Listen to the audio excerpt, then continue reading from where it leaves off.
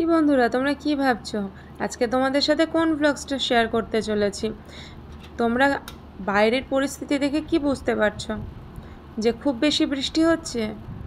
খুব বেশি বৃষ্টি হবে কি? একদমই না।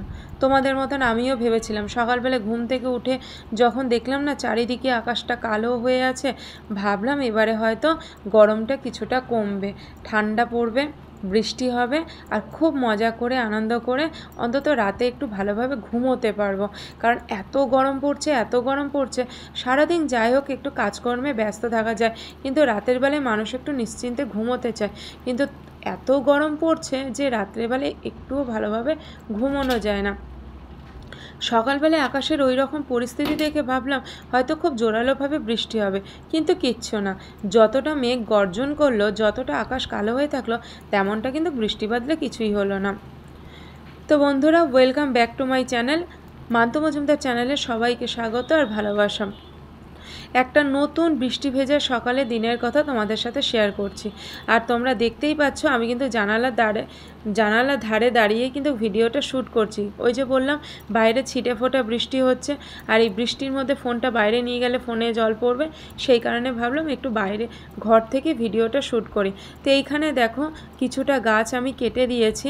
এখানে অনেক কি বলবো, জঙ্গলে ভরে গিয়েছিল, সেই কারণে আমি কিছুটা বাইরের জায়গা পরিষ্কার করেছি।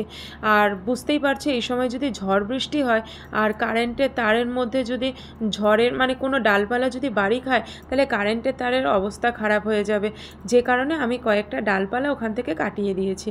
তো যাই হোক বন্ধুরা, চলে আসলাম সোজা আমি কি বলবো, রান্নাঘরে চলে আসলাম। আর এখানে দেখো আজকে কি রান্না করব সেটা তোমাদের সাথে একবার শেয়ার করি। ভাবলাম যদি বাইরে খুব জোরালো আকারে বৃষ্টি হয় তাহলে আজকে একটু ঠান্ডা ঠান্ডা পড়বে, ভাবলাম একটু খিচুড়ি খাই। অনেক দিন ধরে বন্ধুরা একটু খিচুড়ি, ডিমের কালিয়া আর একটু আলু ভাজা খেতে আমার ভীষণ ইচ্ছে করছে। আর ডুগুরও ভীষণ ফেভারেট।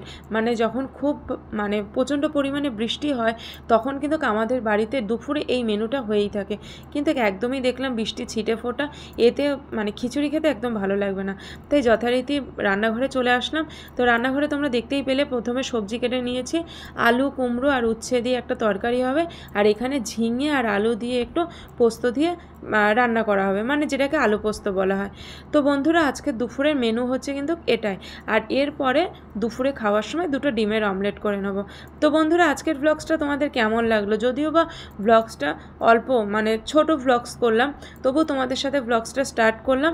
খুব তাড়াতাড়ি ফিরে আসবো নেক্সট ব্লগস নিয়ে। ততক্ষণের জন্য তোমরা সবাই সাথে থাকো, পাশে থাকো আর দেখতে থাকো আমার ব্লগস।